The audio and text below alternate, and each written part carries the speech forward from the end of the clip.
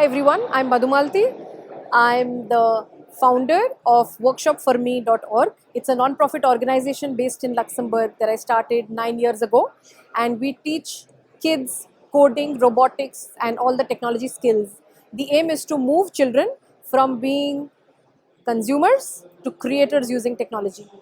Apart from that, I wear a lot of other hats. One of them, which I'm representing today, is the European Association of STEAM Educators, which is a community of educators, policymakers within Europe who would like to bring STEAM into the curriculum. Going with this, I'm also the EU Code Week coordinator for Luxembourg and the robotics coordinator for Luxembourg. I also wear the hat of G100 robotics and automation lead for women in Luxembourg. So all of them are related, and the idea is to be able to bring more girls into tech, more people into tech, so that we have people around us who know technology and use it in the right way.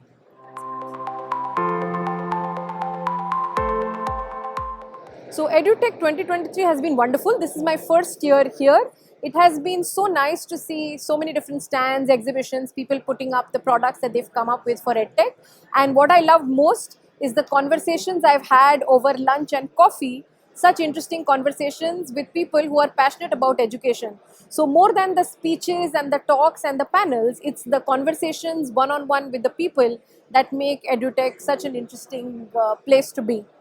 And in terms of whether these activities or events are needed, of course they are, because I think it helps to bring people from all over the world under one roof where you are kind of together for a period of time, and you have, these conversations and informal talks to be able to put forward what are the challenges you're facing, get somebody else's take on how they're dealing with it, and basically help in education overall in the world.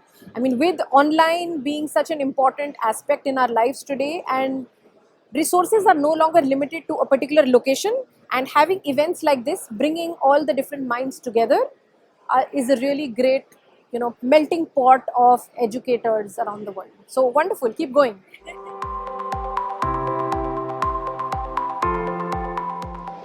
So to me, AI is a very important aspect. It is helping to bring the conversations forward for teachers so that they are no longer using their time in doing mundane routine jobs which technology and AI can take care of for them, and they are actually spending their valuable time in real conversations with their students, helping to understand what they are going through, how they can assist them in person.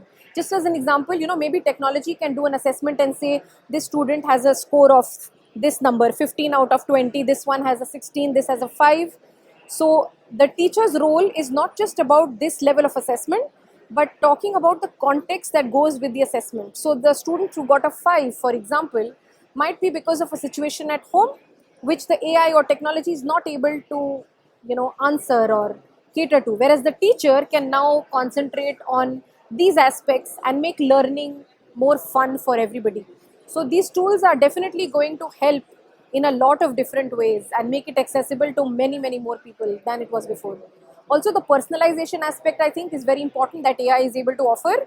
It is able to make the student learn the way that is better for them. Some people are visual learners, some people like numbers, some people like someone talking, some people like to read. So using AI and technology, that same learning bit can actually be customized for each individual student, making more than one teacher actually there. So the teacher who's standing there in front of you is, with technology, able to be catered to, personalized, and catering to every single student for themselves. So a lot of great things on its way. That's the way I look at it. So if you read the statistics, it's not very heartening. In fact, the UN has very recently published a report where they say that by the age of 6, girls are losing confidence in being able to do well in science and maths already by the age of 6. And teachers, parents, everyone has a big role to play in terms of this. So I know there is a lot of focus overall to be able to make girls want to do it better, but it's still a long way to go.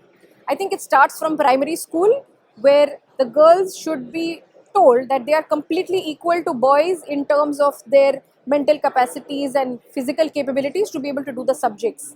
And a lot of remarks by some teachers might be taken in the wrong way and demotivate girls, and they might think, oh, I'm not good at math because I'm a girl, just because they heard a comment from a teacher which kind of pointed to that. So is it in the uptake? I would have loved to give the answer and say yes it is and everything is hunky dory, but if we look at the global scale of things and how things are across the world, no, we still have a long way to go. And I think each one of us has to make a concerted effort to bridge this gap and make it equal for all. And again, for this as well, I think that technology can play a big part, because now knowledge is available everywhere. Everyone has a smartphone. There are many apps which are available for free, accessible to everyone. So everyone should be able to make use of it. And then I would say start at home. So if you are a mom or a dad and you would like to change the light bulb, in your house, or if you want to change the hard disk on your laptop, call your daughter or your niece over to help you do it as well. Because that's how we are going to be able to get more girls into STEM. It has to start at home and then percolate throughout society. So you and me can make a difference.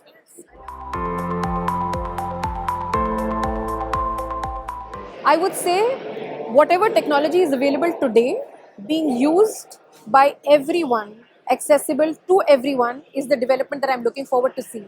I don't think we are lacking a particular technology at this point of time, or lacking something which will make a very big difference. What I see is in the adoption of the technology. So I feel that technology is out here, but if we look in general, the teachers have a long way to go to be able to harness technology in a way that will be most beneficial to them and their classrooms. So I think that's the future development I'm looking forward for. Adoption, mass adoption.